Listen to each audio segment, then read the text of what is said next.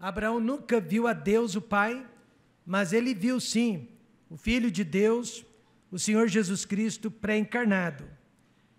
Em Gênesis 18, 3 homens visitaram Abraão e um deles era o próprio Senhor Jesus Cristo, que já havia aparecido para ele em outras ocasiões. E a primeira reação de Abraão, quando viu Jesus Cristo, foi a de se ajoelhar perante ele. Eu imagino que essa também vai ser a minha primeira reação quando eu ver Jesus Cristo pela primeira vez face a face. Eu imagino que, se através da morte ou do arrebatamento, quando eu olhar naquele rosto, a minha primeira inclinação, a minha primeira reação vai ser a de me inclinar perante o meu Senhor e Salvador. Imediatamente, Abraão convidou Jesus e seus amigos para que se hospedassem em sua casa. Quantos acham que a família de Abraão foi muito abençoada depois daquela visita? Digam amém. Amém. Hebreus 13, verso 2 diz que aquela família e a nossa família também sempre serão abençoadas com a presença de anjos. Não vos esqueçais da hospitalidade, porque por ela alguns, não sabendo, hospedaram anjos. Foi só depois do terceiro encontro maravilhoso com Jesus que Abraão e Sara conseguiram o impossível. Eles tiveram um filho, exatamente depois dos 90 e 100 anos de idade. Vale a pena, então, convidar Jesus Cristo para a sua vida e para a vida de sua família. O livro de Gênesis, através de várias famílias, Adão, Noé e agora Abraão, mostra então para nós que a família é a primeira e a mais importante instituição que existe sobre a face da terra. E eu não me arrependo de termos iniciado nosso ministério enfatizando a família. Amém, irmãos? Amém. Não me arrependo de termos colocado a família em primeiro lugar. Eu sei que muitas igrejas, e nada contra, elas enfatizam crianças, outras enfatizam jovens, mas nós enfatizamos a família. E eu não conheço nenhuma igreja que Deus tenha usado para salvar mais famílias do que o Templo Batista Maranata. Você já ouviu falar do Manifesto Comunista de Karl Marx? Este manifesto ensina, e agora eu abro aspas, em sua forma completamente desenvolvida, a família tradicional é uma instituição burguesa e existe somente na burguesia. Fecho aspas. E então, para melhorar a situação, veja o que eles estão fazendo. Abolir a família seria relativamente fácil, tão logo a propriedade da burguesia fosse abolida. Então, a família ela não está sendo perseguida apenas nesses últimos tempos, mas ela sempre foi o alvo favorito dos inimigos de Deus. Assim como Abraão e Sara, nós também precisamos proteger a nossa família, não só do comunismo marxista, mas também, irmãos, do progressismo político, que favorece o aborto, a legalização das drogas, a identidade de gêneros e tudo mais que destrói os valores da família tradicional. O que Abraão e Sara fizeram para proteger a família deles, aqui em Gênesis 18? Nós vamos ver nesta noite que eles receberam as promessas de Deus. Deus, ele faz muitas promessas específicas, mas é necessário que nós acreditemos, abracemos e recebamos essas promessas. Depois eles acreditaram no julgamento de Deus. É bem verdade que Deus é amor, mas Deus também é justiça. E eles, sabendo da justiça de Deus, intercederam por seus familiares. Em primeiro lugar, Deus promete abençoar a família. Veja o versículo 10. E disse: certamente tornarei a ti por este tempo da vida, e eis que Sara, tua mulher, terá um filho. E Sara escutava à porta da tenda que estava atrás dele. Isso quer dizer que Sara nem estava participando da conversa, mas digamos que ela tenha ficado atrás da porta, espiando o que estava acontecendo. Aqui então podemos ver as duas maiores bênçãos que Deus concede através de uma família tradicional. A primeira delas foi esta: Deus em Cristo disse, Sara, tua mulher. Isso quer dizer que Abraão tinha uma esposa e Sara tinha um esposo. Isso só é possível através da família tradicional que Deus criou. E a segunda grande bênção, terá um filho, demonstrando então para nós que nossos filhos não são um fardo. Amém, irmãos? Mas os nossos filhos são uma bênção que vem do Senhor. Não sabemos quantas e quantas vezes Deus repetiu essa promessa para Abraão antes do seu cumprimento, mas foram várias vezes. Foi mais de uma vez, foi mais de 2 vezes, porque Abraão precisava ser encorajado. Ele precisava ouvir palavras de conforto. Como Abraão, nós também nesta noite precisamos ficar sempre ouvindo, sempre relembrando as promessas de Deus, pois é através do constante ouvir que Deus fortalece a nossa fé. Por isso eu digo, é impossível viver a vida cristã sem as pregações da nossa igreja. É impossível viver a vida cristã sem a leitura diária da palavra de Deus. Romanos 10:17 diz, de sorte que a fé é pelo ouvir e o ouvir pela palavra de Deus. Amém, irmãos? Quanto mais nós ouvimos, quanto mais nós somos expostos às promessas da palavra de Deus, maior será a nossa fé e a nossa força. Mas como nós reagimos quando ouvimos uma promessa da parte de Deus? Isso depende de quão perto ou de quão longe nós estamos de Deus quando a ouvimos. Em primeiro lugar, eu já descobri que duvidamos das promessas de Deus por causa de nós mesmos. Quando nós olhamos para a nossa própria vida, duvidamos das promessas de Deus. Foi o que aconteceu com Sara e Abraão. Verso 11 diz, e eram Abraão e Sara já velhos e adiantados em idade. Já Sara havia cessado o costume das mulheres. Então, quando nós olhamos para nós mesmos, acabamos por duvidar das promessas de Deus, porque nós não estamos olhando para Deus e nós estamos olhando para nós. Olhando para si mesmos, Abraão e Sara tinham toda a razão para darem risadas daquela promessa de Jesus pré-encarnado. Os dois eram idosos, não eram simplesmente avançados em idade, mas eram idosos. Sara já havia passado há muitos anos da menopausa. Então a risada dela no versículo 12 não foi de deboche. Ela não estava debochando de Deus, jamais. Mas foi uma risada de incredulidade. Ela não duvidou de Deus, mas duvidou de si mesma e de Abraão. E agora eu peço perdão pela indelicadeza, mas traduzindo o que realmente aconteceu, Sara deixou bem claro que nem ela e nem Abraão gozavam mais de uma vida sexual saudável. Por isso ela disse, terei ainda deleite, terei prazer depois de haver envelhecido, sendo também o meu Senhor já velho. Isso quer dizer que já há muito tempo eles não tinham mais intimidade sequer, nem capacidade física para tal. Quantos estão percebendo o milagre de Deus? Digam amém.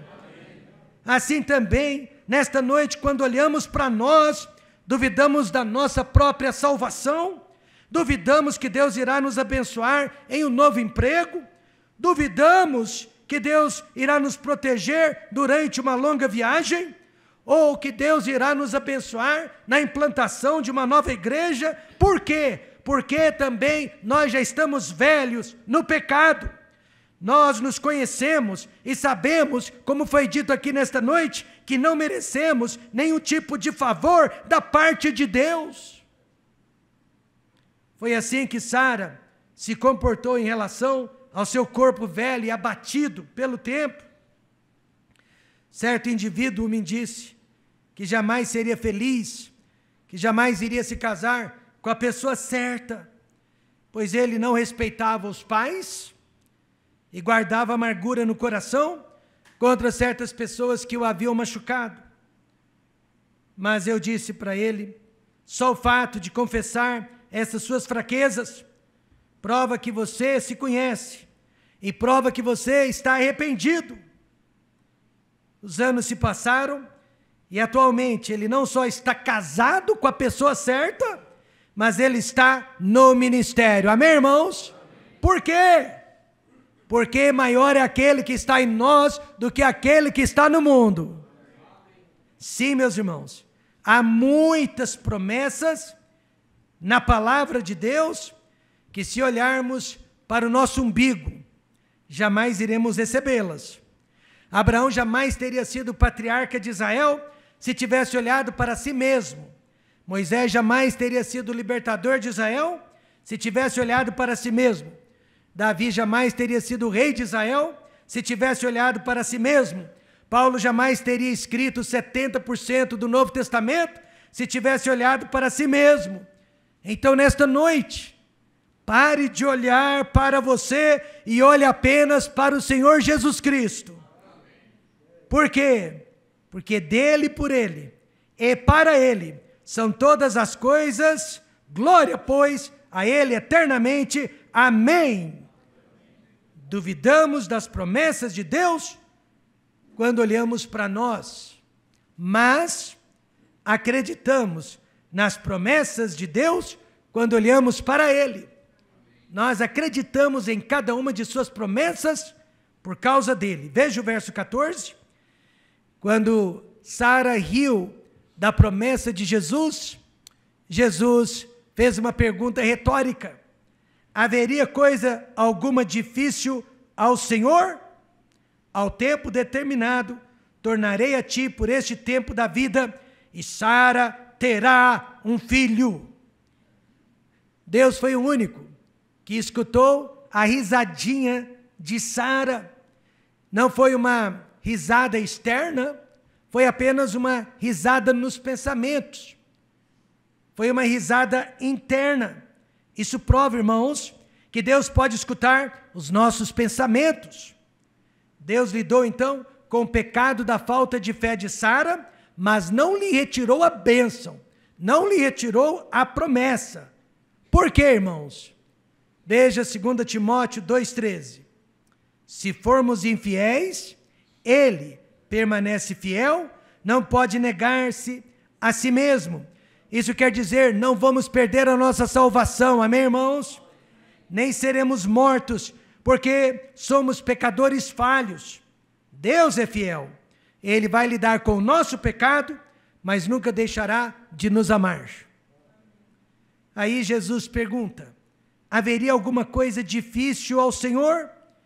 E a expressão difícil aqui no hebraico é a mesma que foi usada para falar de Jesus no dia do seu nascimento, em Isaías 9, verso 6.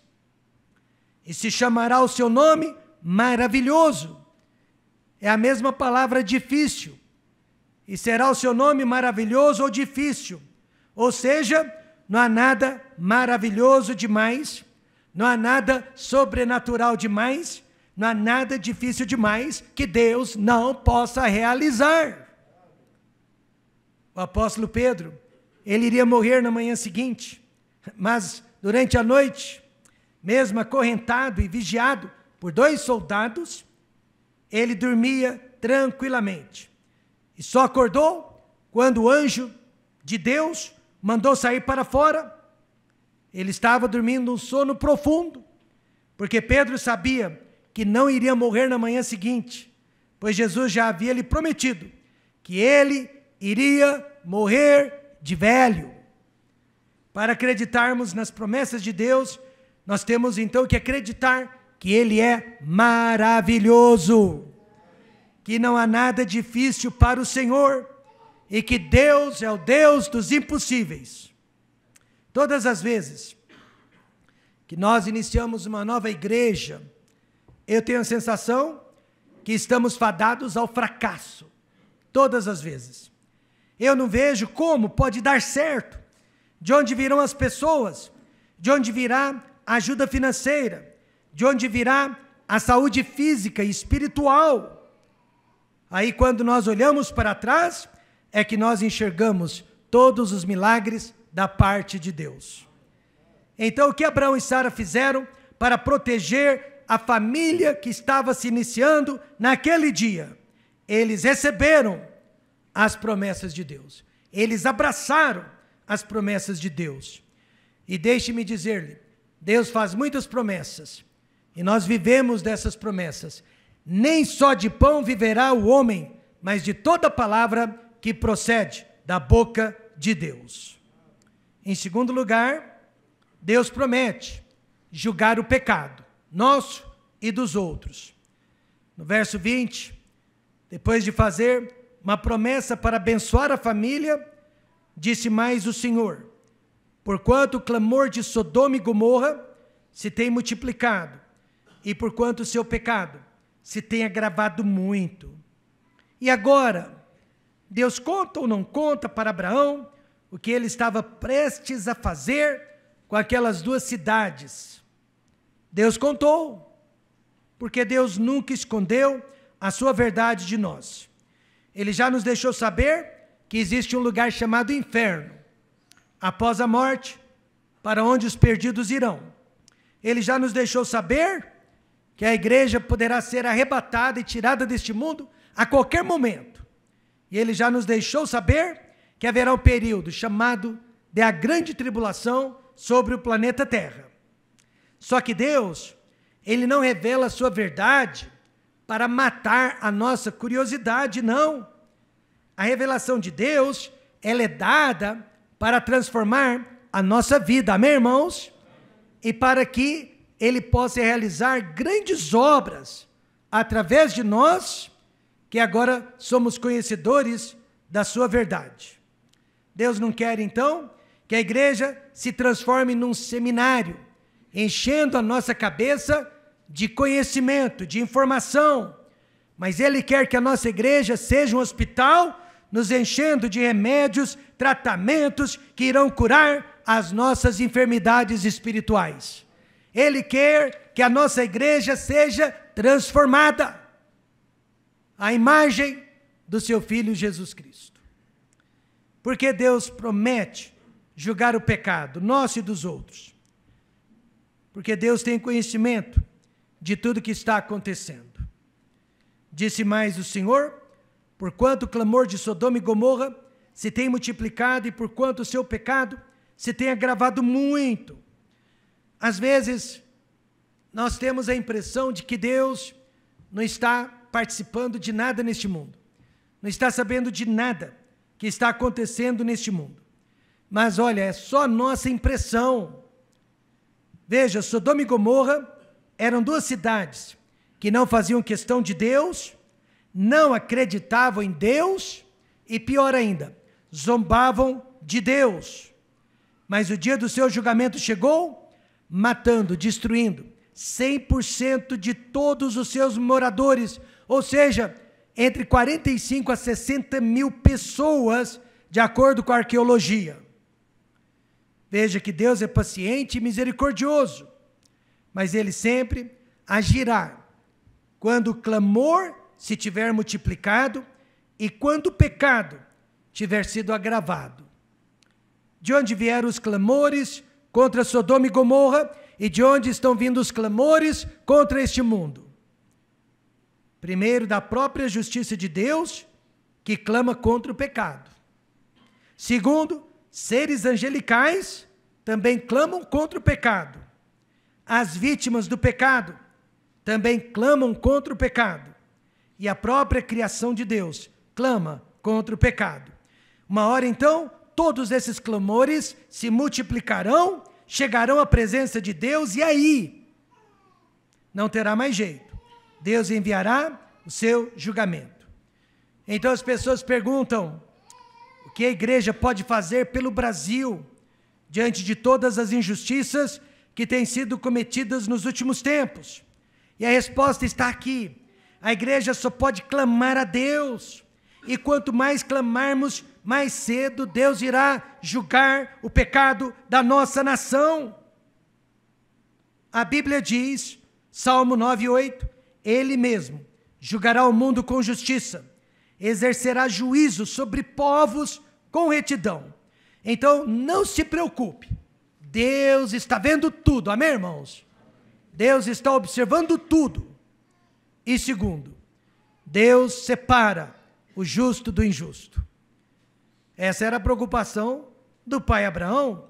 E chegou-se Abraão dizendo, destruirás também o justo com o ímpio?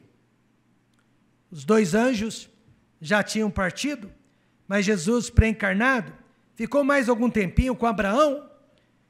E a pergunta de Abraão provou que ele conhecia muito bem o caráter de Deus.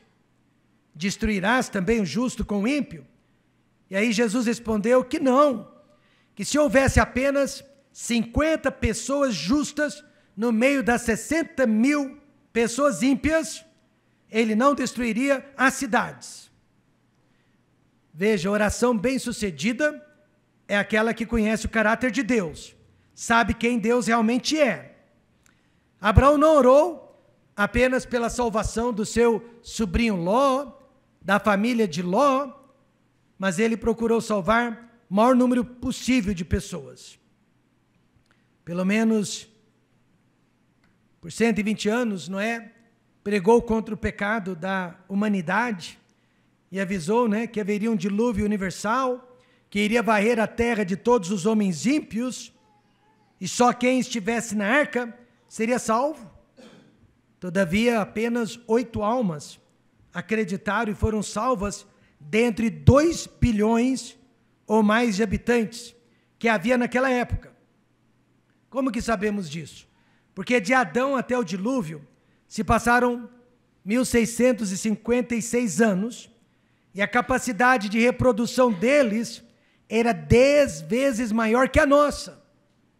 Então, matematicamente, havia no mínimo 2 bilhões de pessoas e elas morreram no dilúvio, foram soterradas a mais de 400 metros de profundidade. E por isso, nós ainda não escavamos a grande maioria delas. Sim, Deus separa o justo do injusto. Mas a pergunta mais importante nesta noite é esta: quem é justo? Quem é justo? Ninguém, nenhum de nós. Romanos 3:10 diz, como está escrito, não há um justo, nenhum sequer. Isso quer dizer que se agora mesmo um meteoro caísse sobre a nossa cabeça, matando a todos nós, Deus ainda estaria fazendo justiça. Mas a boa notícia é que nós não temos justiça própria, mas nós podemos pegar a justiça de Jesus Cristo emprestada. Veja 2 Coríntios 5:2. Aquele que não conheceu o pecado, o fez pecado por nós, para que nele fôssemos feitos justiça de Deus. Então, nesta noite, aceitando Jesus Cristo como nosso Salvador, Deus nos salva e Deus nos protege da ira futura. Nós não temos justiça, mas Ele nos empresta a justiça de seu Filho. Então, o que Abraão e Sara fizeram para proteger a família? Eles receberam, abraçaram as promessas de Deus e eles acreditaram no julgamento divino. E nós temos que acreditar que Deus irá julgar o nosso pecado e o pecado dos outros também. E terceiro, Deus promete salvar o justo. Então disse o Senhor, se eu em Sodoma achar 50 justos dentro da cidade, pouparei a todo lugar por amor deles. Só que Deus já sabia que não havia 50 pessoas justas nas 2 cidades. Mas ele disse essas palavras por causa de Abraão. Não é à toa que Abraão ficou conhecido depois disso como amigo de Deus. Nós só podemos ser amigos de Deus desde que conheçamos o caráter de Deus e nos aproximemos dele, porque não existe amizade verdadeira sem conhecimento e sem comunhão. Então esta passagem nos ensina como devemos orar pelas pessoas, principalmente pelos membros de nossa família. Primeiro, irmãos, a oração precisa ser específica. Disse mais: ora, não se ire o Senhor, que ainda só mais esta vez falo. Se porventura se acharem ali 10. E sabe qual foi a resposta de Deus? Não a destruirei, por amor dos 10. Então veja, Abraão não fez uma oração generalizada, mas específica. E ele começou com o número 50, né? Aí ele terminou com o número 10. E eu fico especulando o que teria acontecido se ele tivesse chegado ao número 4. Porque havia 4 justos. A família de Ló, né, era uma família de 4. E se Abraão tivesse chegado a 4, teria Deus livrado 60 mil pessoas por causa da família de Ló? Lembremos-nos que desde o início, Abraão estava, na verdade, era tentando salvar a família de seu sobrinho. Alguns anos atrás, o avião que nos levava para os Estados Unidos quase caiu ali na região amazônica. As aeromoças estavam todas apavoradas e chorando de medo. Os tripulantes estavam em pânico. E aí os passageiros também entraram em pânico. Mas a minha esposa e as minhas 2 crianças, que eram bem pequenas na época, estavam dormindo profundamente, apesar de toda a turbulência, de toda a comoção dentro do avião. E quando eu vi a minha família dormindo no meio daquilo tudo, eu senti paz de que Deus estava no controle. Amém, irmãos? E assim como Abraão, eu também fiz uma oração específica, mas eu já fui para o número mais baixo possível. E eu disse: Senhor Deus, se houver 5 justos dentro desse avião, que o Senhor possa salvar a todos. Eu sabia que havia 4. Então eu contava que houvesse pelo menos mais um. E Deus abençoou aquela viagem de tal forma que alguns minutos mais tarde, nós estávamos pousando em segurança no Rio de Janeiro. E aí quando eu vi todos os passageiros saindo do avião, eu avistei algumas famílias de missionários. E eu soube então que havia muito mais do que 5 pessoas justas dentro daquela aeronave. Então a nossa oração precisa ser específica, objetiva. E a oração precisa ser submissa.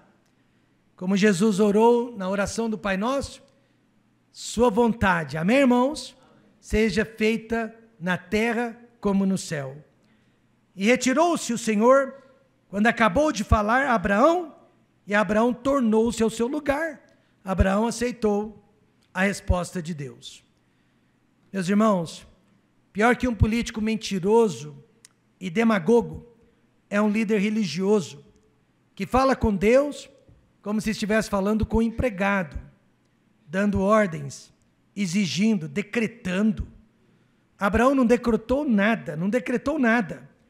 Ele apenas pediu com humildade e aceitou a resposta de Deus. O que Abraão e Sara fizeram para proteger a família deles naquele dia? Eles receberam as promessas de Deus. Eles acreditaram que haveria um julgamento. E eles intercederam, então, por seus familiares. Nesta noite, você precisa viver das promessas de Deus. Não das promessas dos homens, mas das promessas de Deus. Você precisa acreditar num julgamento. Não só para agora, mas vindouro. E você precisa interceder pelos seus. Ninguém vai orar melhor pelos seus do que você. Ninguém vai amá-los mais do que você.